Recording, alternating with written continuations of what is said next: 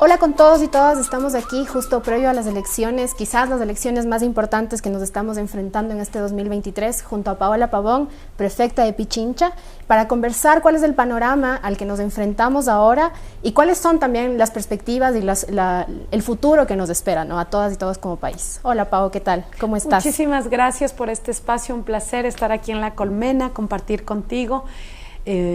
Horas de mucha atención y de mucha expectativa. Coincido contigo, esta es la elección más importante en los últimos 46 años después del retorno a la democracia.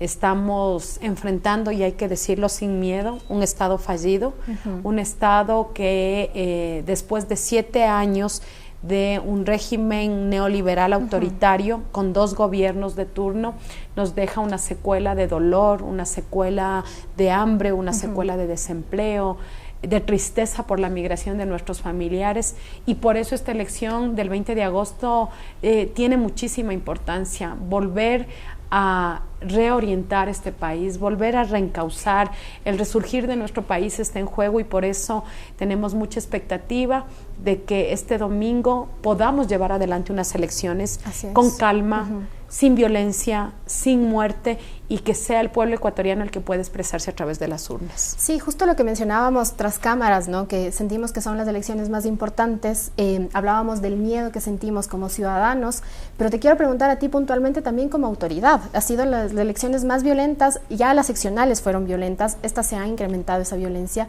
estamos expuestos. ¿Cómo ha sido para ti también enfrentar esa violencia día a día? Mira, con el ataque triste, doloroso, vergonzoso que sufrió el alcalde de La Libertad el día de ayer, son 20 los episodios de ataque a actores políticos, entre candidatos, entre concejales, entre alcaldes y un candidato presidencial, suman 20 ataques, de los cuales 9 han terminado en asesinatos. Y esto tiene un sentido, porque en esta disputa de las mafias, del crimen organizado, por conducir territorios específicos, básicamente los que tienen que ver con puertos, lo que buscan es enviar, al atacar una autoridad política, un mensaje muy fuerte. Claro. Aquí no hay Estado, aquí no hay institución, aquí no hay fuerza pública, aquí mandamos las mafias. Y esto nos genera una sensación de miedo, pero además esta sensación de que nadie te puede defender y que nadie puede protegerte también. Y por eso los discursos, estos discursos de fuerza, de violencia que se han instaurado por algunos candidatos, buscan tener acogida. Nosotros hablamos de volver a recuperar el Estado, volver a conducir el país desde distintas aristas, sin duda con una política de seguridad que es necesaria y fuerte, pero con el componente social. Es importante lo que mencionas, porque siento que, bueno, a nivel regional, vimos el caso de Argentina este domingo, hay una derechización, digamos, de la región. El miedo es parte de esa derechización, y ahora nos enfrentamos también nosotros a candidatos que nos ofrecen este discurso de mano dura, cuando vemos que la mano dura no funciona, si es que no hay detrás también un tema social, ¿no?, si es que se ha desfinanciado los proyectos sociales o no se ha ejecutado el presupuesto. Y entonces ahí también preguntarte qué hacer, porque necesitamos una política criminal, pero yo personalmente creo que a veces la izquierda ha abandonado el debate de la seguridad y le hemos dejado perfectamente instalada para que la derecha haga uso de eso, ¿no?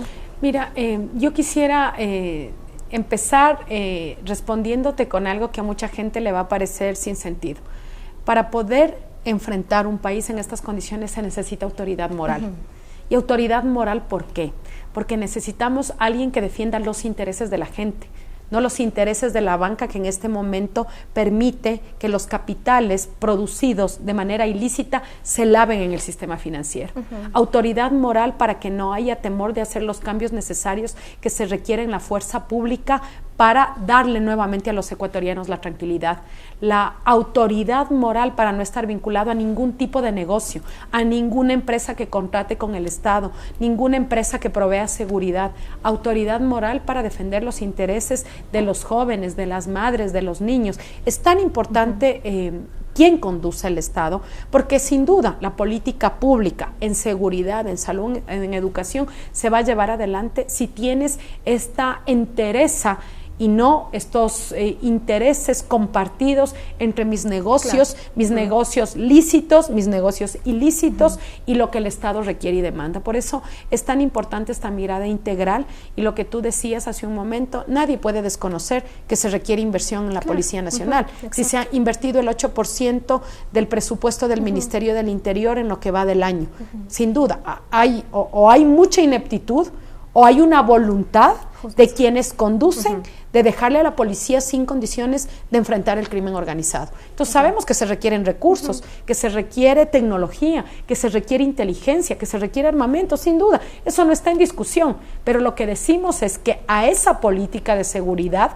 que busca disputarle al crimen organizado a los territorios, necesitamos llegar con escuelas en Esmeraldas, necesitamos llegar con trabajo para que los negocios del turismo que se han cerrado en la provincia de Esmeraldas o en Manabí se vuelvan a activar. Entonces estás pensando en la educación, estás pensando en la salud, estás pensando en la generación de empleo. Es una mirada absolutamente integral de lo que requiere el país. Y estás pensando también en cómo quitarle la base social al narco. El narco se instala perfectamente cuando estas condiciones no funcionan o se les da así, cuando abiertos. No hay Estado. Exacto, cuando no hay Estado. Te voy a contar una anécdota que me entristeció mucho.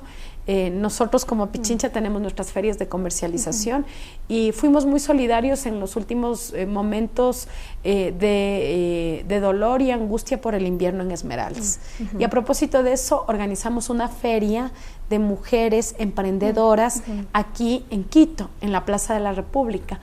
Y una de esas madres me agradecía y me decía, las madres en Esmeraldas todos los días les peleamos nuestros hijos y nuestros jóvenes a las bandas organizadas. Claro. Eso es lo que pasa. Necesitamos nuevamente encauzar a nuestra juventud, a nuestros niños, a nuestros jóvenes, y sobre todo entregar esta posibilidad de futuro y horizonte. Los jóvenes ahora sienten que este país les falló, que no sirve de nada estudiar, porque si estudias y tienes un título universitario y un posgrado, el país no te da trabajo.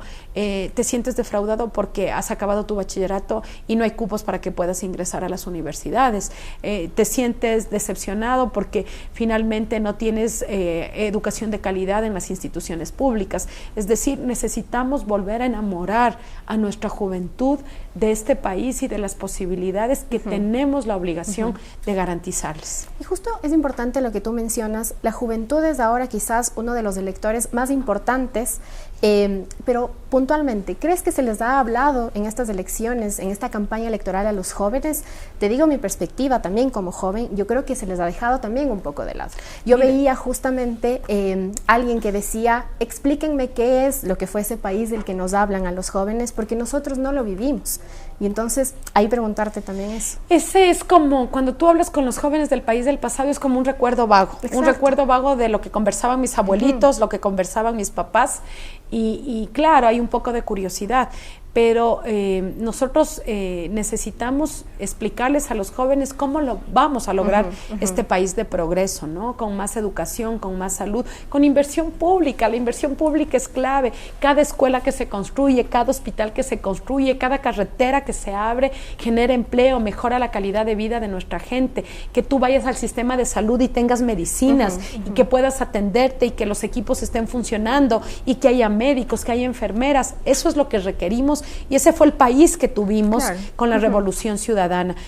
Yo quisiera conectar algo a lo que tú decías en estos tiempos tan líquidos, en estos tiempos donde la información son los 15 segundos del TikTok, es muy difícil también entregar mensajes potentes. Yo tengo mucho temor del rol que puedan ejercer también estas nuevas formas de comunicación en nuestros jóvenes, y eso también nos obliga a quienes queremos comunicar a tratar de rebasar estas barreras y también buscar esos mecanismos de comunicación. Básicamente el indeciso en este momento se encuentra en la población joven, además un indeciso que se mueve de un día a otro de una manera increíble, y también los sectores empobrecidos en los sectores urbanos marginales. Si tú me preguntas cuáles son las cosas en común que tiene la gente empobrecida, de los cinturones de pobreza de las ciudades y los jóvenes, es una cosa en común: creen que la política no les resuelve la vida. Y por eso mi llamado a nuestro pueblo, a nuestra gente, a nuestros jóvenes, a nuestras mujeres, que el día de mañana vayamos a votar, que el miedo no nos detenga, que salgamos tempranito a votar, que entendamos que nuestro voto tiene un poder enorme, que nosotros también nos hacemos cargo de este país, nos hacemos responsable de este país, y decirles, esa fuerza poderosa de tu voto, ejércela, hay que votar hoy más que nunca con los 5 sentidos, hay que votar con el corazón, hay que votar pensando en que este país maravilloso les puede dar un futuro a nuestros hijos. Perfecto, muchísimas gracias, Pao. Eso ha sido todo. Igual, muchísimas gracias a todos los que nos ven. Estamos aquí con Paola Pavón, prefecta de Pichincha, de cara a las elecciones. Como decíamos al inicio, quizás las elecciones más fuertes a las que nos enfrentamos en los últimos años. Gracias.